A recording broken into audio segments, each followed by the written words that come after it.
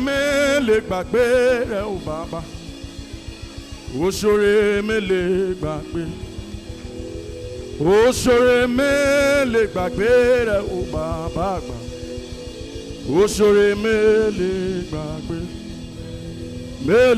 gbàgbé oore rẹ Jésù, òṣòre mele gbàgbé, mo rí àánú gbà o.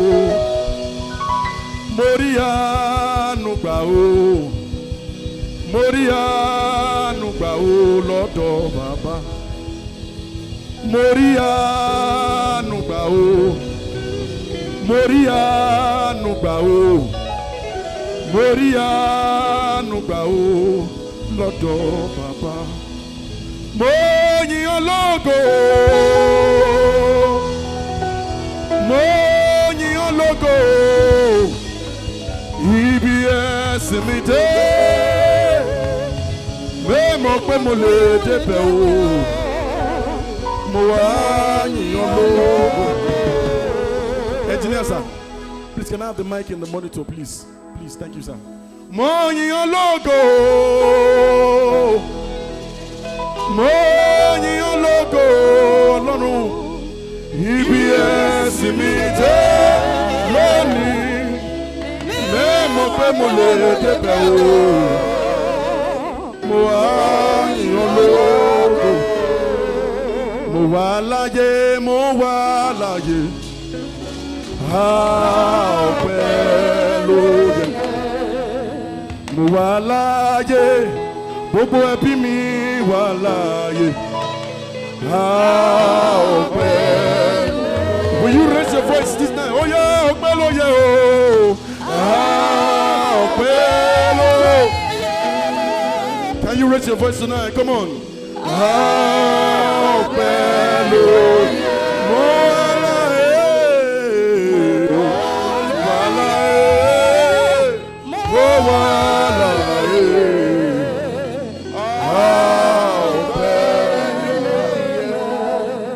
Ṣé ni máa dúpẹ́, ṣé ni máa yìn ọ́ o. Àìníye lóore Jésù, ṣé ni máa dúpẹ́ bàbá, ṣé ni máa dúpẹ́, ṣé ni máa yìn ọ́. Àìníye lóore Jésù mi, ṣé ni máa dúpẹ́ bàbá. Mo rán ẹ́ nínú ayé mi Ọlọ́run, mo mà rí iṣẹ́ rẹ o lọ́nà mi Ọlọ́run. Mo rọ́wọ́ ẹ nínú ẹbí mi gangan, títí ayé mi ò ní wọ́n máa yìn ọ́ o.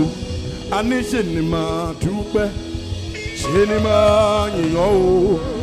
Àìníye lóore Jésù, ṣe ni máa dúpẹ́. Ó dá mi sí, èmi yọ̀ níwájú rẹ̀. Ó gbé mi ró, èmi ò máa tẹ́lẹ̀ rẹ̀. Títí ayé ni wọ́n máa yìn ọ́ o Jésù.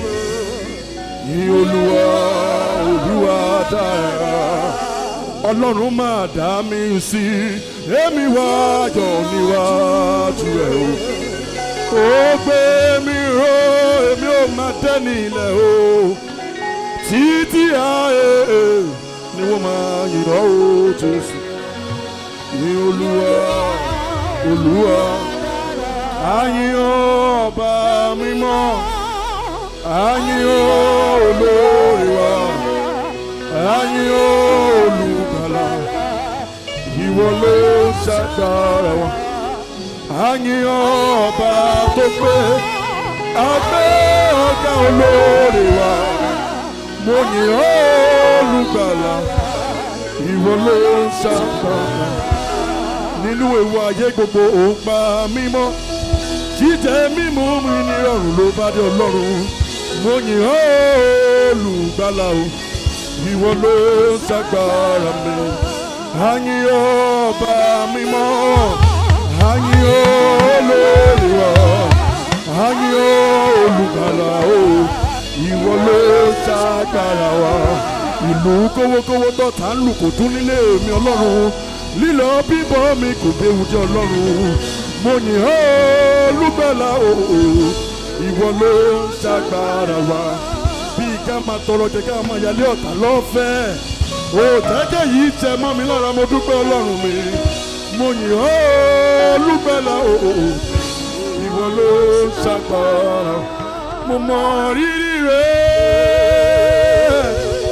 torí náà ni mo ṣe ń jókòó Olódùmarè o mo mọ rírì rẹ ọlọ́run torí náà ni mo ṣe ń yan fàlà mo mọ rírì rẹ torí náà ni mo ṣe ń yọ tẹ́wọ́ gbàyè mi ọlọ́run mi olóore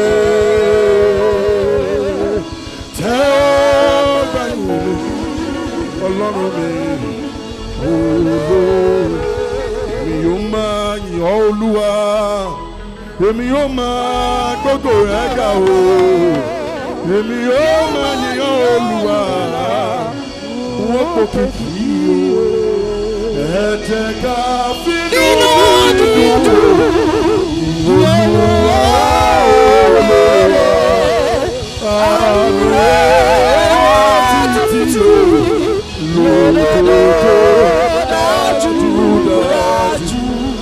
ẹ jẹ́ ká fínú dídùn yìn olúwa olúwa àánú rẹ̀ títí lódodo dájú.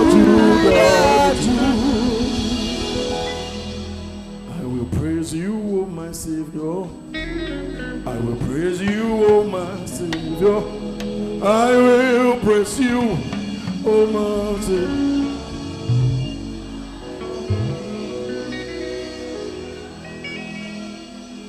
What shall we say unto the Lord? All I have to say is thank you. Olórí ayé, what shall I say unto the Lord? And all I have to say is thank you. What shall I say unto the Lord? And all I have to say is thank you, Lord. Ìwọ lọba tó ju gbogbo ọba lọ, ìjọba níbi gbogbo olórí ayé nísàlẹ̀ ilẹ̀ aláìní pẹ̀kun. Aráyé wọn kọ́ bá ní kábíyèsí. Wọ́n á ní ká dẹ́gbẹ́ lórí kí bàbá pẹ́lẹ́sẹ̀ o. Ìwọ nìkan ní kábíyèsí. Táwọn gbọ́dọ̀ sọ pé ká dẹ́gbẹ́ lórí kú. Táwọn gbọ́dọ̀ pé kí bàbá pẹ́lẹ́sẹ̀ o. Táwọn gbọ́dọ̀ pé kí bàbá pẹ́lẹ́sẹ̀ o. Ṣé bàbá táwọn gbọ́dọ̀ tó ẹsẹ̀ ó ní àwọn tọ̀rú jù wá. Ìwọ nìkan ní ọ̀pọ̀ ilé ọ̀ṣẹ́ mi ṣàlẹ̀. Raise your hand. You are to. We declare this, oh Father. You are to.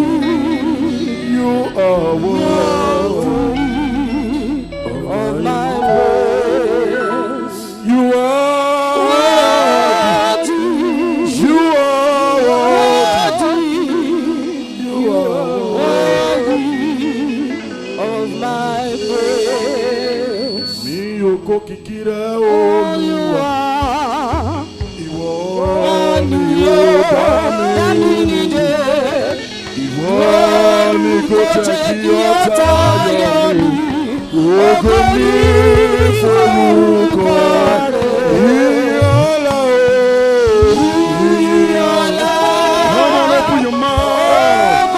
Ògo ni forúkọ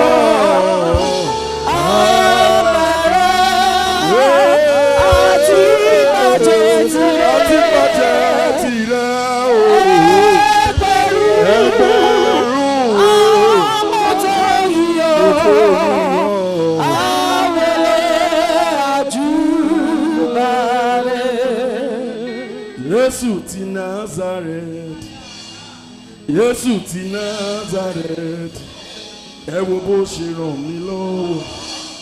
Jésù ti Násárẹ́tì. Jésù ti Násárẹ́tì. Jésù ti Násárẹ́tì. Ẹ wo bó ṣe ràn mí lọ́wọ́. Jésù ti Násárẹ́tì. I want us to take this last worship song together. Anytime I see another breaking of the day. You do what? I see. Come on, open your mouth. Come on. Anytime I see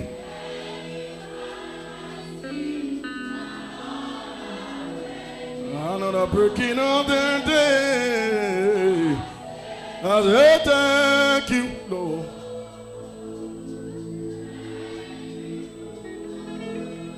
You know what you do now? You will clap there and those hands. Two now. Oh yeah. Yeah.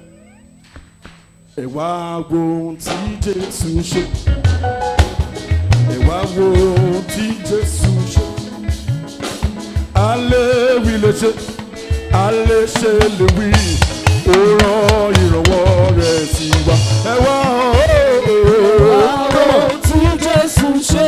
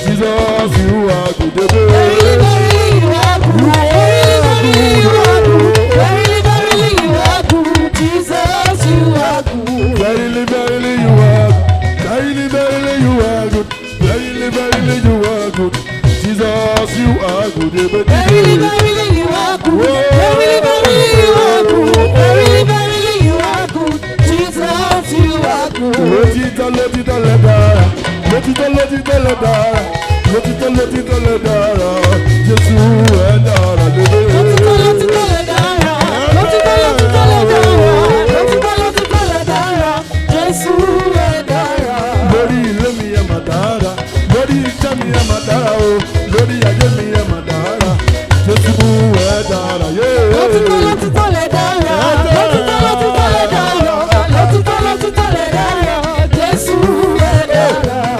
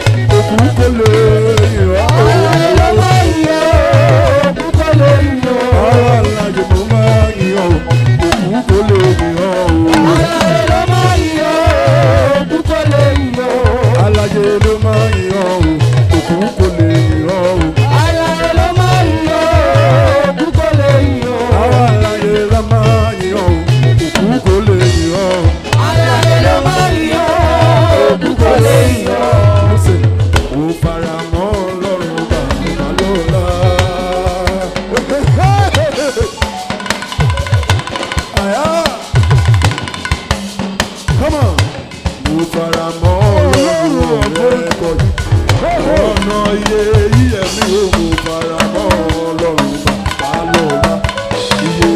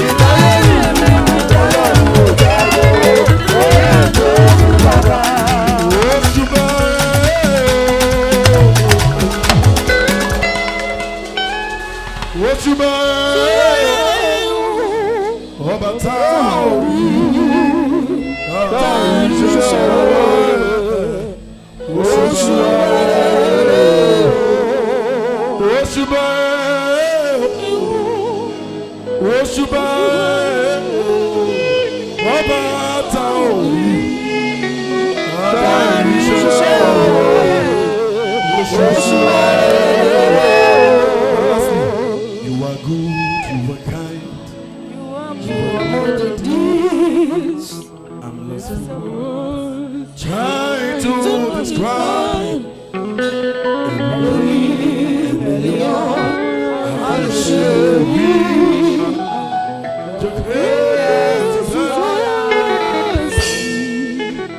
there is nothing you cannot do.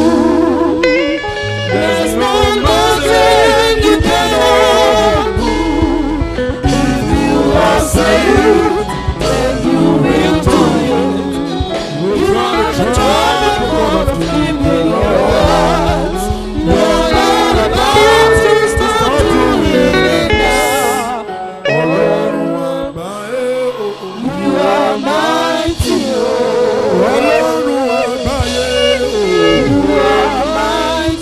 mighty.